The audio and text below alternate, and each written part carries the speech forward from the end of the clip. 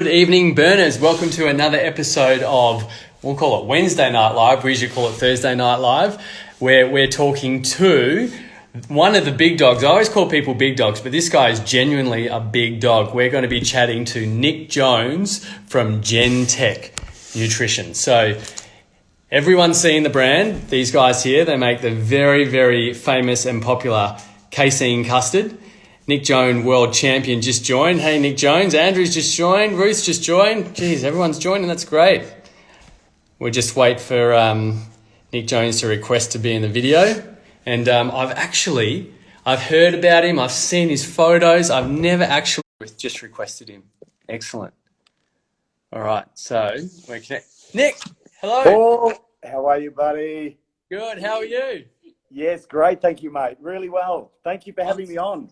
Oh, thank you for being on. I'm actually super excited. I've just brought up an old photo of you for our burners just to have a look at. I'm just going to flip it around. Can you see that? Very old. Whoa! Hey, that's not that old, mate. That's only just over 12 months ago, to be honest. That's what I mean. When I say old photo, I'm like, how old is it? Because you're looking unreal. And you've got a, what are you wearing? Is it a hoodie or is it a night? I'm sporting the new Gentec hoodie, Paul. The new Gentec. It's a cheeky cool plug, mate. That's cheeky good. plug. That's what we're doing here as well. So good boy. I can see. Good boy. Thanks so much for joining us on what's the time for you at the moment? 8:30. Is this past your bedtime? Wednesday night. Wednesday night. Mate, to be honest, these days, I'm getting old, mate. It is. It's around bedtime for me. The kids are just gone, and I have 3 of those. So they've just gone. Yep. I'm usually not far behind them because I'm an early riser these days, up at 5:30. Right. So, okay. Yeah. And so you've got 3 kids. If they've just gone to bed, how old are they? 9. No, I can't. Look, it's testing me already with the tough questions. 9, 7, and 4. My little boy's nearly 4. Right. Okay. So you can get your 9-year-old to bed at 8:30. Yeah. Oh, yeah. No problem. Easy. Yeah. Right. Okay. That's good. I couldn't say easy. I couldn't say easy. Are they early risers like you? Do they get up at 5:30 as well? Unfortunately, they are early, but they're not quite as early as me. Not quite as early. No, it's not too bad. It's funny though. School days, they like to sleep in. Weekends, they're up early before sunrise. You know how it works, mate. We were probably exactly the same, to be honest. I can't remember that far back, but I do remember when I got into my teens, I loved to sleep in. So maybe it's going to flip for them soon. So. Yes, I hope so, mate. I hope so. So you're up at 5:30. What are you doing? Yep. Are you training or are you getting straight into work for these guys? Well, not these guys. This is your company, but working for Gentec. What are you doing at 5:30? Oh, you know what? I started getting up early in the lockdown during COVID because I just felt it was a good time. Being at home with the kids in lockdown, it's hard to train at home when they're home. So I'd get up early to train before then, but I was doing some content for the Gentec Facebook to try and inspire everyone and give them some ideas on how to train at home. So it was quite good because it was greatly appreciated by the Gentec crew, sort of all of our team and followers. But it kept me accountable. So I was getting up at 5 during lockdown to shoot some home workout content, and I've sort of kept it rolling from there. So I do a little bit of yoga. Don't laugh. I do a little bit of yoga at that time of the day. And I do some meditation and reading. So I get nice and grounded. I set my intentions. I make them very clear before the craziness of the day starts. I find it, to be honest, a very powerful time to get up and moving and get your intentions clear for the day. Now, is this something that you've sort of formulated yourself, or is this something that you've researched or read and thought, hey, I'm going to try that? How have you pieced together your morning ritual?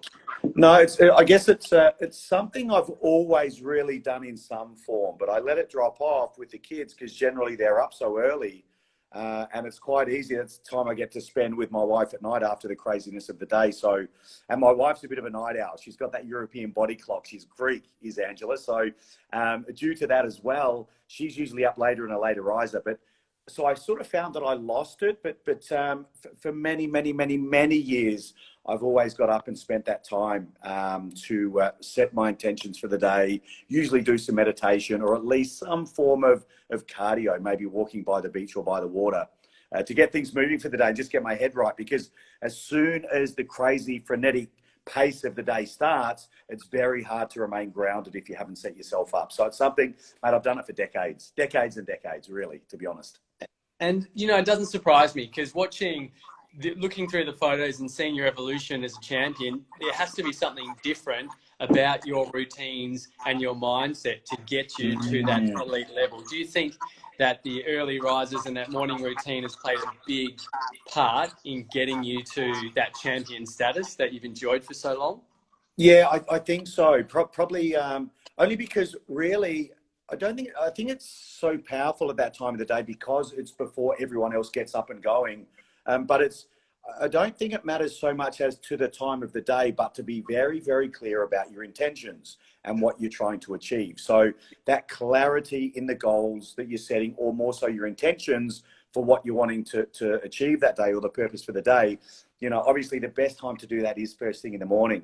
Something I got from Mike Tyson in the 80s, actually, because I was not obsessed with Tyson, but anyone that's into their boxing or their martial arts throughout the 80s, it was, you know, the mid to late 80s, he was just unbelievable. And something he said always stuck with me, and that was he would get up to do his running and his road work at 4 a.m. When he was asked why, he said, it's because my opponents weren't doing the work at that time. So it gave me a mental edge over the competition. So for me, I'm my own fiercest competitor. I don't really compete with anyone else. We're not fighters. Bodybuilding's about competing with yourself. But when you're getting up before everybody else and before the day starts, it's a very, very powerful time to set the day up. There's no doubt. So it's sort of just something I have done. Yeah. Fantastic. I think I'm right into that at the moment as well, but I've been reading a book and it's almost exactly the same as your routine. It says get up at 5, move around, set an intention, journal, and meditate. And it's things that you're all doing. You could have written the book as well. Could have been written by Nick Jones. Yeah. It's not the 5 a.m. club, is it? It is the 5 a.m. club. I've heard about it. Have you read it? I've heard about it. Yeah, Robin Sharma. I've heard he's very, very good. All of that stuff's good, Paul. You can't do too much of that stuff. It's not possible. The more work you do on yourself, the better.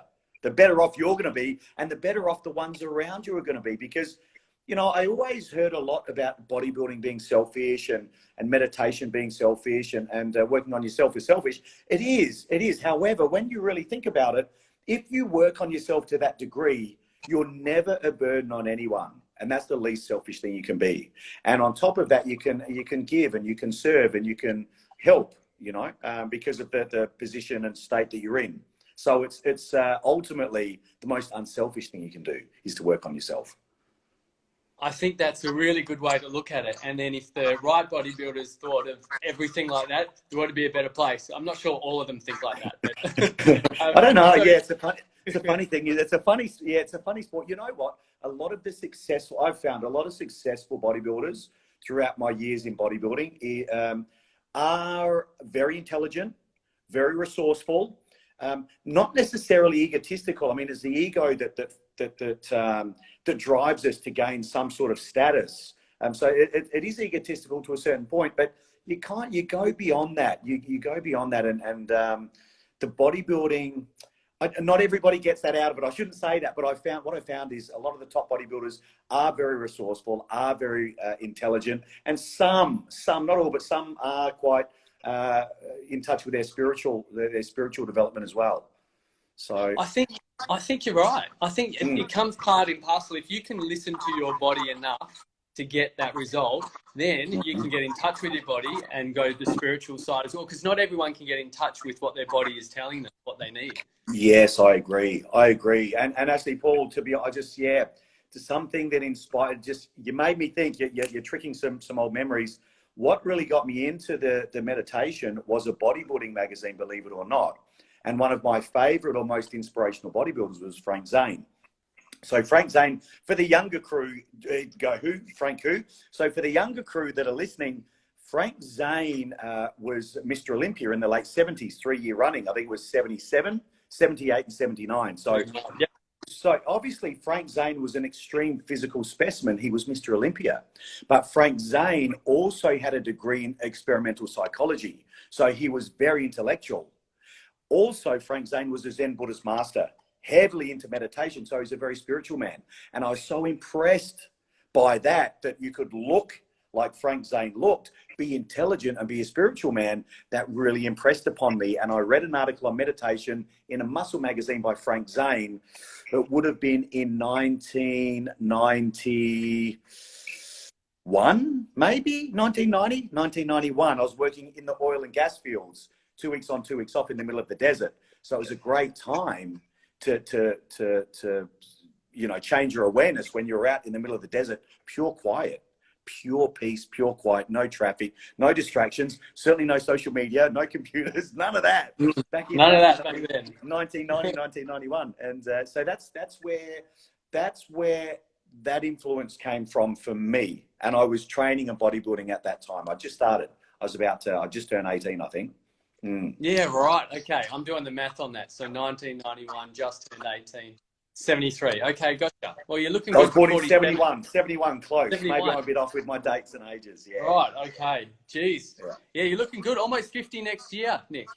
50 next year, mate. You're good on the maths, Paul. Yeah, right. Oh, they say I can do quick math, but not much else.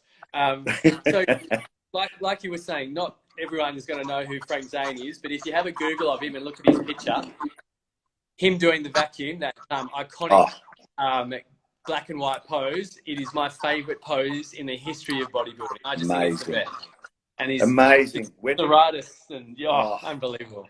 Amazing specimen. When they talk about aesthetics and the look these days for aesthetics, Frank Zane is the meaning. You look up aesthetics in the dictionary, there should be a picture of Frank Zane, right? Exactly right. Yeah, that is it. While I remember it, we just for the guys watching, we're actually giving away the brand new complete vegan protein from Gentec, which is super exciting. How long has this guy been out? Oh, it's only been about 3 or 4 weeks, the complete vegan protein. Right.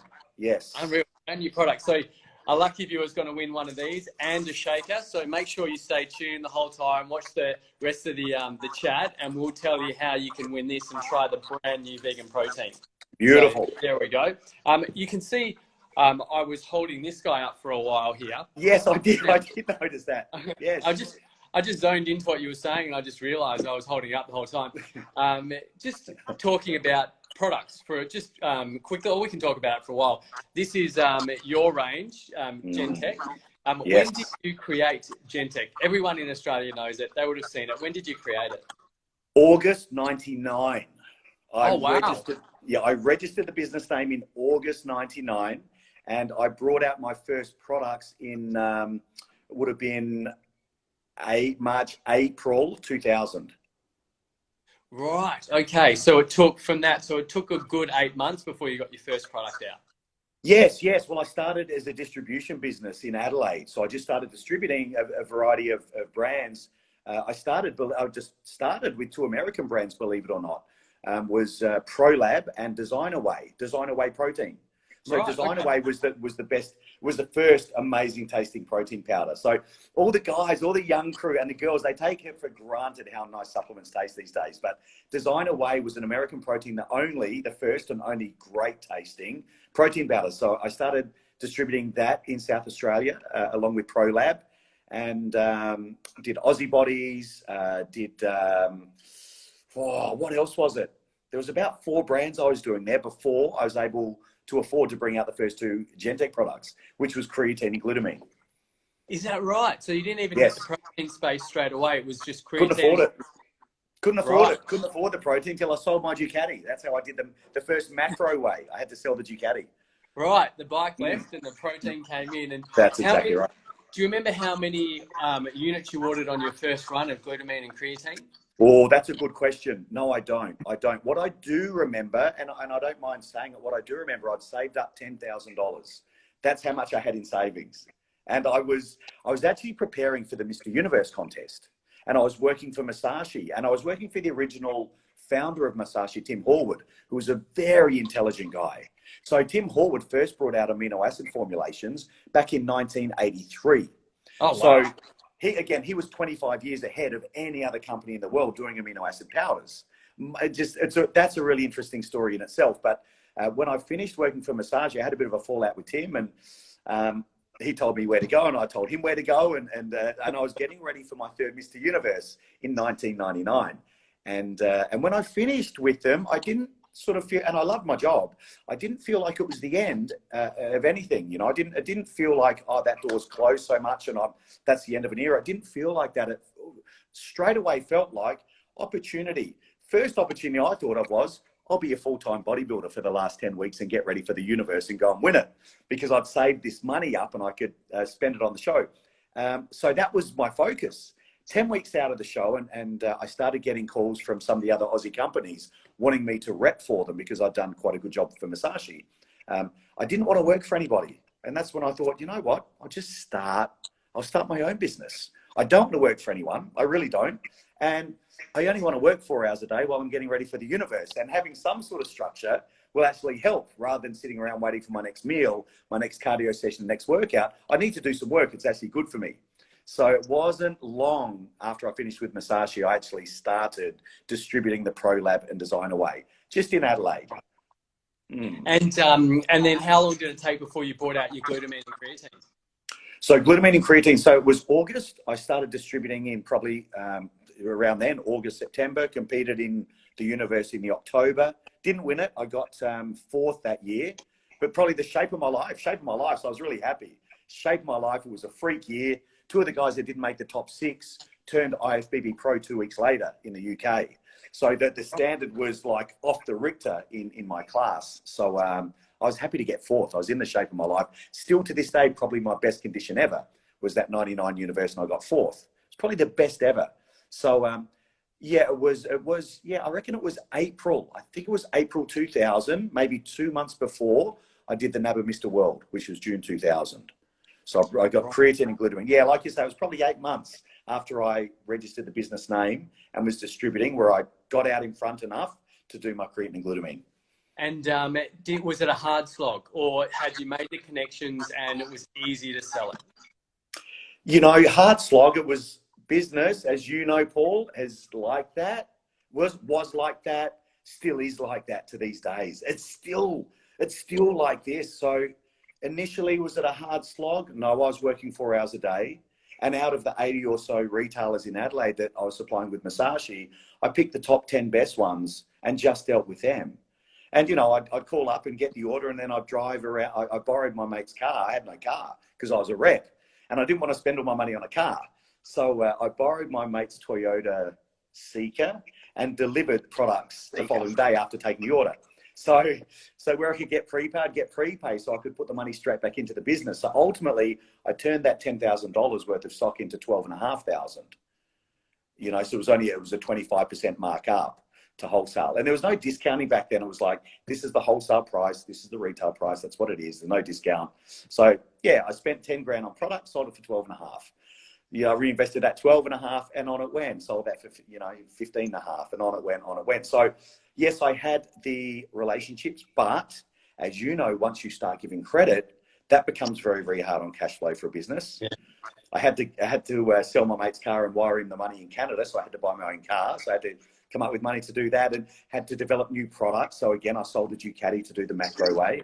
So it's always, you know what it's like, Paul. Business just kind of is a hard slog, and it's like that. It's just like that. There are times everything's coming together. You've got a great formula, and everything's flowing, and everything's magical, and you're paying your bills. You got money in the bank. You're ahead of the curve. You're on the front foot. You have a couple of successes, and then, you know, you have a couple of big ones that maybe go broke, that owe you a heap of money. You might do some other investments in business that don't go your way. So it's always, you know, it's a funny thing. You look at people, and I'll look at someone like Sylvester Stallone. Inspires me to such a massive degree. I think the guy's amazing. And you look at someone who you perceive as being successful, and you go, that guy's got it together. That guy's got his stuff together, right? He's got it. He's just got it together.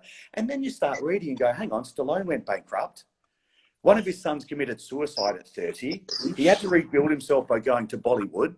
So I don't know anyone who's successful that's like, you go, he's got it all together. He's set up.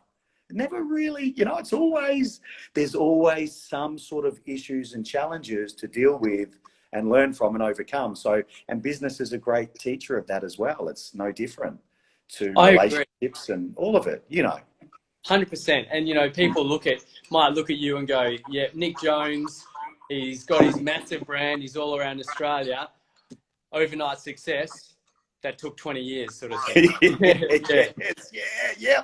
And it's still hard. There's still hard times. You know, it's still hard. So you went from glutamine and creatine, then you got the macro whey. When did you bring out? No, I did the pure carbs next. I did pure carbs as the next one. Because that was affordable. The protein was expensive, dude. The protein was expensive. I could afford to do the pure carbs. And I liked the carbohydrate timing. I always was big on carbohydrate timing because I was never an advocate of insulin. I'm still not. And it was being used in bodybuilding at that time as well.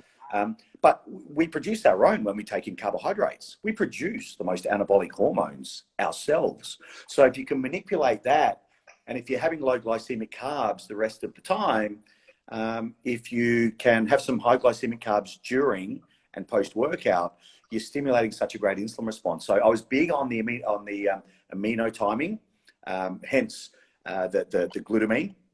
The creatine, I was also using branch chains back then, but I'd mix them with carbs during training. And then my proteins, I'd mix with carbs after training. So I'd really take advantage of that window when potentially my other hormones were at a high, namely growth hormone and testosterone increase when you train hard and heavy with basic compounds. So they would be at a high, and my body, you know, the only time I was going to go catabolics during training, I worked that out a long time ago. Because my meals were always timed and spaced out 2.5 hours. I was anabolic all day and recovering and rebuilding all day. The only time I was going to go catabolic was maybe the last couple of hours of sleep and during a workout. So you could almost circumvent it during a workout by putting the carbs in and stimulating that insulin response. Because insulin, not only does it drive nutrients into cells, it buffers cortisol. It reduces cortisol production. So your training doesn't have to be such a catabolic situation. You can be driving nutrients into the cells simply by adding carbs in. So carbs I found very powerful, and it was cheap. I could do it. So that was my third product. What was in that carb formulation? Was it just a dextrose maltodextrin blend? Did you add anything else fancy or what? Yeah, good question. Straight up, it was maltodextrin. Straight maltodextrin. So it was only over the time. And it was funny because I knew it back then. I was reading all of Michael Colgan's work, which is where I got a lot of the original Gentec formulations, was from Michael Colgan's work, my favorite sports nutritionist of all time. So the current Pure Carbs formula, you'll see, that formula is Colgan's formula, 85% maltodextrin, 10% fructose for liver glycogen, 5% dextrose, along with 100 micrograms of chromium picolinate to improve the insulin sensitivity at the muscle site. So that was Colgan's formula. I knew it all along, but I just started with the straight maltodextrin.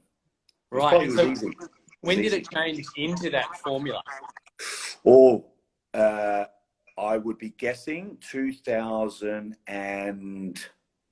So I would have brought it out in 2001, maybe. I would have done the carbs. Probably 2003, 2004.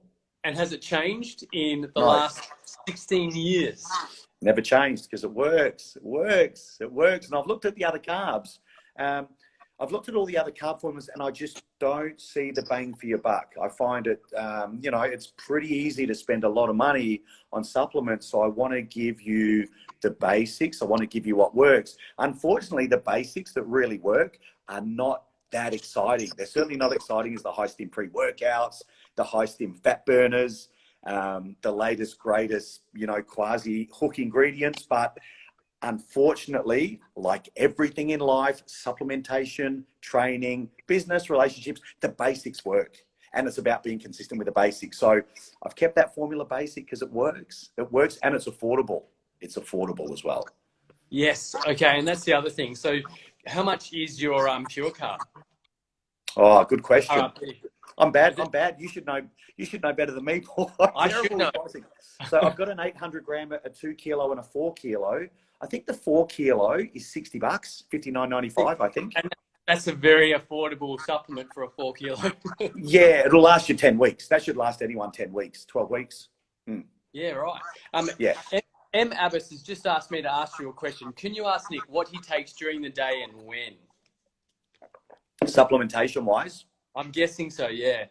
Okay. At the moment, it changes a little bit. At the moment, I'm using about 10 grams of colostrum first up with 5 grams of glutamine. Yeah. So that's what I'm using first up. Then I'll do my yoga or some stretching. have my coffee, and with brekkie, I'll usually take a bit of extra zinc if I'm sore, or if I can feel a cold or flu coming on, I'll take some extra zinc in the morning. Otherwise, it's just zinc at night time with my last meal. But a lot of the time, it's zinc in the morning. It's extra vitamin C in the morning if I feel something coming on. There's always vitamin C at night time, though. So zinc and C are my two immune influences. After brekkie as well, I will take, or just before brekkie, I'll take a super greens blend. That'll change from product to product. At the moment, I've got the old, what's it called? The fruit and veggies. It's a multi-level marketing company. A mate of mine selling it. Juice Plus. Oh, Juice Plus. Yeah. I'm taking the Juice Plus greens, but it changes. Whatever greens, any greens are good. So rather than take a multi, I'd much prefer to take a greens product.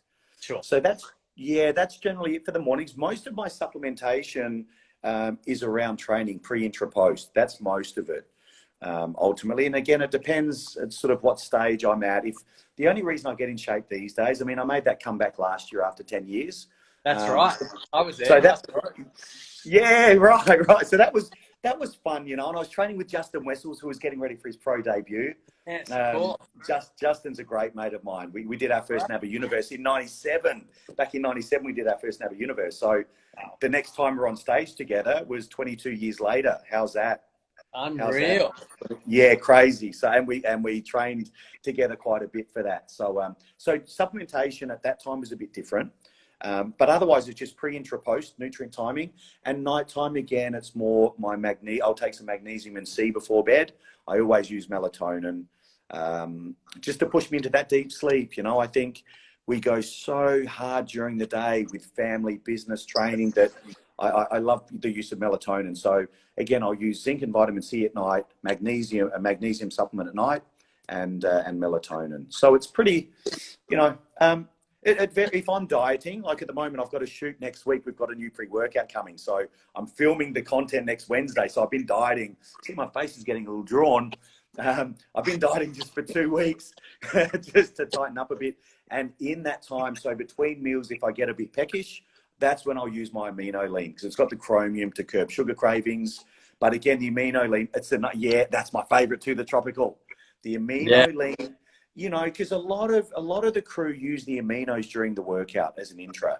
For me, it just doesn't do the job. Any straight amino doesn't do the job as an intra. I love my P2P intra workout product. It's far and above. I mean, it's ultimately the formula I've used for the last, 25 years. It is carbohydrates, branched chain aminos, glutamine, arginine, essential amino acids, and creatine.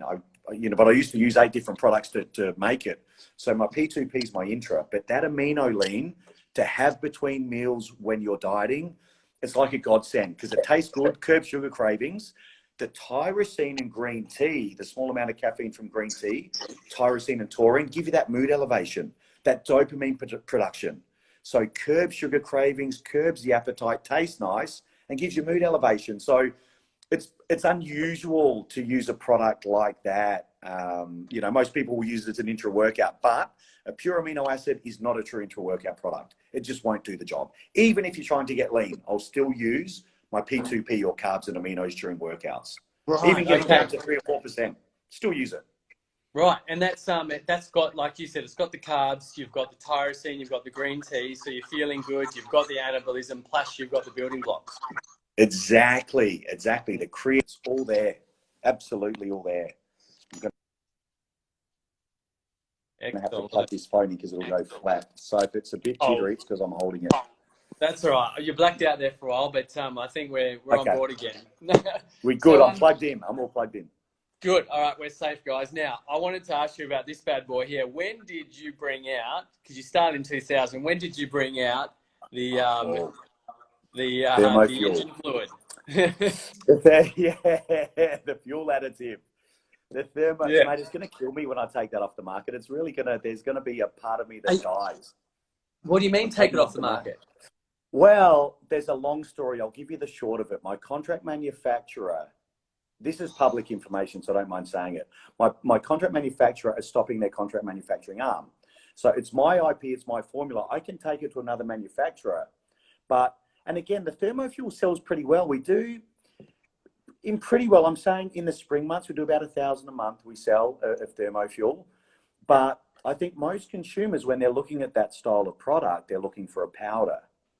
Much like my pre-workout product, which the new Psyched is coming out. Most of the consumers that are looking at a thermo or a pre-workout product are looking for that small concentrated powder. So I'm buckling. I'm doing a much better version of that in powdered form. I'm testing it at the moment. Oh, So man.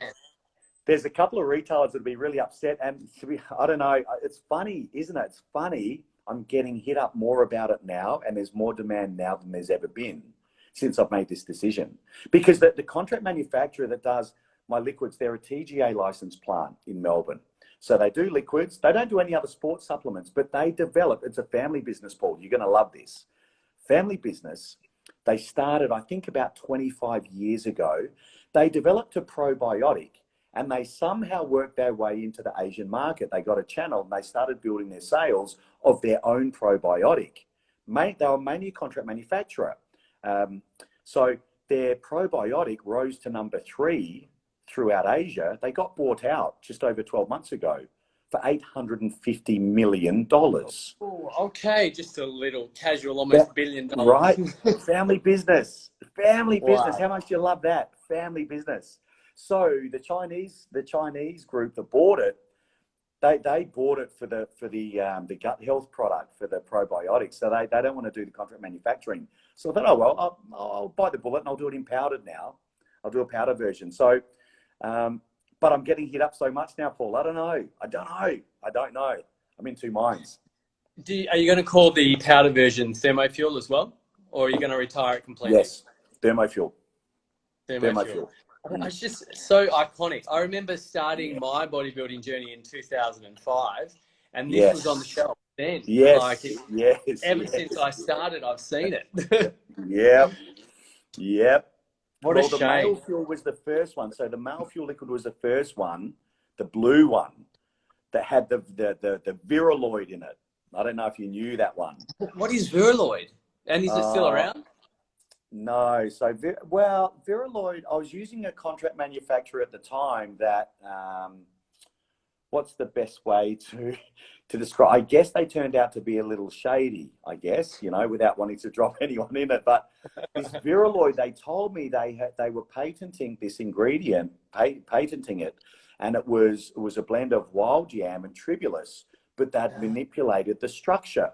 So it was, right. So they were touting it as a new lifestyle supplement that would do something close to Viagra. However, when I was looking at the structure and talking to the biochemist, who was a very smart individual, just a little bit grey, let's say, he was explaining it, and I said, I know that structure looks really familiar. Is it testosterone? He goes, it's actually a structure that's very close to an anabolic steroid called decadurabolin. It's only one carbon chain off, or there was some minimal change to it. And I said, right, so it's got anabolic properties. He goes, yeah, very much so, especially if you would probably, and he wasn't a bodybuilder. He goes, especially if you would mix it with a high-fat diet. Yeah, very much so. I'm telling you, Paul, that first male fuel, so I put tribulus in it, zinc, magnesium, B6, arginine, and this Viraloid. When you had a serve of this stuff, you had to train, or you had to fight, or you had to drag your girlfriend by the hair like a caveman. It was an instant, it was an instant rush. That was the male fuel. That was the first one, a blue one. So there are people that I bump into from time to time that still bring it up, because those that used it. So to be honest, I had to pull it. The TGA came and gave me a visit, and I had to do a recall of that product, to be honest. So yeah, this would have been back in 2000, probably around that time, 2004, maybe 2005. Yeah, you're probably right. 2004 or 5 it would have been. How long did it last, the blue one? Yeah, it was around for a couple of years. The people that I've spoken to that were using it and what they were using it for, and they would take it before going out on Saturday nights, and you just hear all these stories, and I'm like, I was hardcore bodybuilding at the time. I was competing, trying to win a Mr. Universe and a World Championship. So I brought the male fuel out very early. I think it was around the same time as I did the macro whey. So, and so that would have been I would say that would have been 2001, 2002. So thermofuel was not long after that. That was about 2003, I reckon. Right. Yeah. Okay. And did you ever use the blue one? Oh yeah, I love the stuff. Yeah. Yeah. I, And I just started cutting back on the dose when I was wearing a trench coat into work in the middle of summer. I don't know why. So I thought I better cut the dose back. so Kidding. when you Just say kidding. it was a combination of wild jam and tribulus, it wasn't. I don't know. I don't know. So this lab, some other stuff happened with them, just business-wise, that I wasn't happy with. So I moved away from them, and that's when I came across the lab I'm talking about that just sold. They had a TGA license, and they did liquids. That was one of the things they did. So I moved away from the other guys, and it wasn't long after. Yeah, they got in quite a lot of trouble. I think they got in quite a lot of trouble. There was a bunch of athletes that went positive for. What was it called? Benzyl piperine, or what was it called? It was I can't remember. It was a long time ago now. It was a compound that vets would use to pull animals out of sedation. Benzyl, not benzyl piperazine. I can't remember, but that was in a product. All the athletes, the natural bodybuilders that tested positive, they were using a product this lab contract manufactured for another brand. I also got a visit by some guys with a badge and asked about my connection with them out of the blue in Adelaide. And I'm like, what's going on here? So I think they got themselves in a bit of trouble. I don't know to what depth. I didn't say much. I didn't know anything. You know, they were just a contract manufacturer for me. So I don't know what was in that. I don't know what was in it. I don't know what was in it. Yeah, right. Well, because obviously wild jam is for progesterone and tribulus is luteinizing hormone, and you think, how does it look a bit like the DECA structure? That just doesn't make a lot of sense. No, it doesn't. No, it just doesn't make a lot of sense. They were messing with something. I don't know if it was a structure or just an ingredient, but my assumption is there was a pure testosterone added in oral form. That was my assumption, because yeah, it goes pretty deep. But one of my raw material suppliers, who's a very straight businessman, he supplied a lot of pharmaceutical companies with ingredients, and he had this list of stuff. When I was looking through it, he had all these anabolics on his list, and I said, "What's all this stuff?" And he goes, "Oh, there's certain compounds you can get if you've got a license to import them." Actually, he said, "I was pulled up because I supplied such and such this testosterone." But he was very unaware. This supply was very unaware. So he had supplied pure testosterone to this facility. So it's funny that you put two and two together. But that's the thing in business, Paul, especially back in those days. I mean, it's very different these days. There's so many new companies starting because they can go to a contract manufacturer and say, "Can you make me a product that looks like this, tastes like this? Can you copy this one?" And it happens. Back when I started, it was me mixing up basic formulations in my kitchen and going to flavor houses and working with the tech at the flavor house to get the flavoring. So I'd get my formula, send it to a contract manufacturer. They wouldn't develop it. I would develop it in the kitchen and then with a flavor house. So it's very different. So so I had to go through all of these steps to find the good manufacturers from the not so good manufacturers. And it was a bit like the Wild West back then, to be honest, when I think about it. I was going to ask, because these days, like you said, there's so many brands popping up. Yes. I was going to ask, was it difficult back then to create your own brand? Was it tough? Did you even know where to start, where to go, or did you have to make phone calls and dig? Was it hard to find? And it's a good question. Back then, the internet you could just go on now and just Google contract manufacturers and find one. You probably couldn't do that back in 2000. Yeah, exactly. Of course you couldn't. Well, was there an internet? It just started. Yeah, that's right. Yeah. I didn't know how to use it. So for anything business-wise anyway. So I wasn't even really using it at all back then. But no, it was very different. Was it hard is a good question. I guess so. In comparison today, yes. The simple answer is yes. Another answer was, you never really find anything hard that you have a burning desire and passion for. It's never hard. It's just part of it, part of the path, and you find a way. Like I said, the Successful bodybuilders I know are intelligent and resourceful.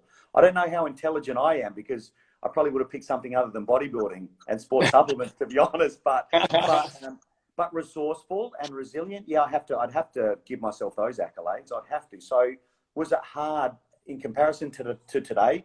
Yeah, very much so. Very, very much so. But I had a passion for it, and I had a burning desire to create it and create something great that I wanted to use. That again, one of the purposes for me starting Gentec was I wanted to know what quality amino acids I was taking. I wanted to know what quality of products I was putting in my body.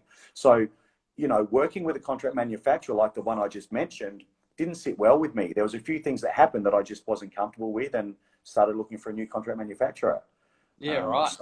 So yeah, you go through all the steps, right? You go through all the steps, and is it hard? Yeah, it's hard at times. Of course, you know, as business is, like we said at the start, it's hard sometimes, and sometimes it all flows, and you get some wins on the board. And it's kind of like a boxing fight. I love my boxing and martial arts, you know, but it's kind of like that. Some rounds, your back's against the ropes, you're in the corner just copping it. You're just rolling and you're trying to get a couple of shots in, you know, some rounds, but you're getting beaten sometimes. You're getting beaten, and it just still happens that way, you know. Yeah. And how did you go with COVID? Did you find that you got a little bit beaten, or did you win the round? Yeah, well, yeah, no, I got knocked down. You know, we all got knocked. We all copped it. We all went down. So with COVID, it was probably April, to be transparent. April, we were nearly 70% down in April, on April last year. So March was still okay, because a lot of the retailers ordered up. You know, there was that panic buying going on. So March figures were pretty good, even though that was the start of the lockdown, late March. April, we got floored.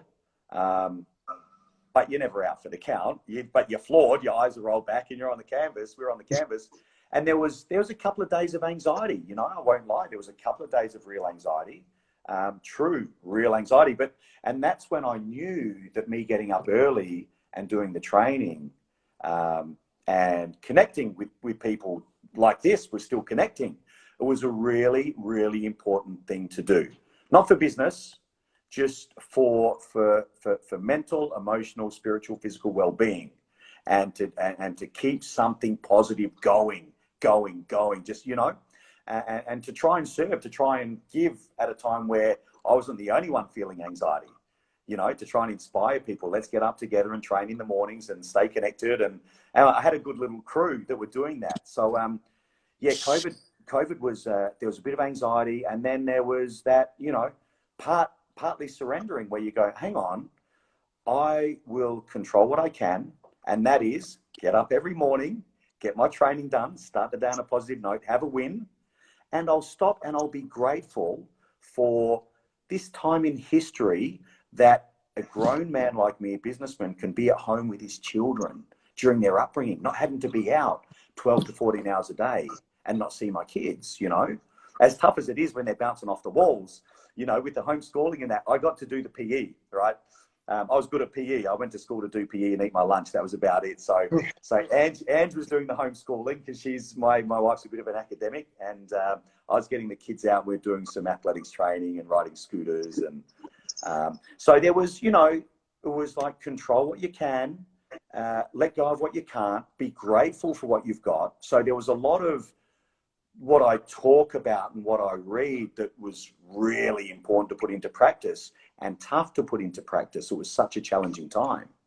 But then the work that I did was creative. So I've got, you know, the vegan protein that's just been released, the new Psych 3.0 coming out in 2 weeks. So I was able to work on this sort of stuff. So I was able to be creative when we weren't out there selling, you know. So that's the one. I'm pleased with it too. I'm pleased. That was a tough product for me to do, actually. That was a really tough product for me to create. What were the hurdles and what were the issues that you found with creating this product? Well, whenever I'm creating any product, I really rely, Paul, a lot on personal experience and anecdotal evidence. That's what I mainly rely on in creating a great product, any product. Third, but just as importantly, we look at the research. Back when I started the company, there just wasn't much solid research around. So again, it was personal experience, anecdotal evidence, and Michael Colgan's teachings and books. That was really how I created the product. So these days we look at the research as well. So with that product, personal experience wasn't there. Apart from using a cheap soy protein when I was a teenager without a job and couldn't afford good quality stuff, I used to use the cheap soy, you know, the cheap, was it Nature's Way? I think it was Nature's Way. Not the Nature's Way we know with sports supplements, the vitamin company. They had a soy protein. Okay. Yeah, that is soy protein. A little 300-gram tin was about $8, so that's all I could afford, right? So that's why I'm mindful too about the pricing and trying to make my products affordable. Because for guys like, I still remember what I was like as a 15-year-old, but that product, because there wasn't much to draw upon from personal experience, the anecdotal evidence was not there. You look at the game changers, it's just it was very, very biased, and it was promoted as being scientific, but it absolutely wasn't. And you know, certainly there's just not enough anecdotal evidence to support it, so I couldn't draw upon that. So I look at the research. Now with research, you know Dane Avizovich, right? He's a Perth boy. Do you know Dane? I know him very well. He used to be a good customer of mine, and then I found out that he might have helped you with this guy here or something like that. Yeah, well, he does a lot of the write-ups for me, so I still formulate all the products. But when I talk to Dane, I say, Dane, can you do a research-based write-up on this product and that product? Sure. But go find the information on tyrosine's effect on dopamine, epinephrine, norepinephrine, you know. And so we'll talk, and he'll go find the research. He's great with the research. So I had to rely on him with the research very heavily with his product, because the research with the plant-based proteins, it's not great. There's not a lot of good research. There's not a lot of good research, you know, positive research. But the research that is good really only sits with the rice protein isolate and the pea protein. That's where the good research sits, with those two and only those two. So all of these other plant-based ingredients, I don't know. I don't know if they're any good. Those two in combination work simply because the pea protein is very low in 3 of the essential aminos. The lucky thing is the rice is high in those 3. And the pea is that low in them that you'd have to say pea is an incomplete protein. Now, it's a popular plant-based protein because it's nice and smooth, got a good mouthfeel. So whereas the rice is not as popular because it's quite grainy and, as you know, and gritty. But to get a great, I mean, I look at our products. I want to build the best possible product I can in that category, the best one for a specific, to get your best result. So we've got a 50-50 blend of the pea and the rice, both organic, which is nice. But being a 50-50 blend, it was really gritty and really grainy and thick. So we added the MCT oil from coconut, which is organic as well. And it's only coconut. It's not palm oil. So it's an organic coconut to smooth it out and give it a nice mouthfeel. It's pretty good.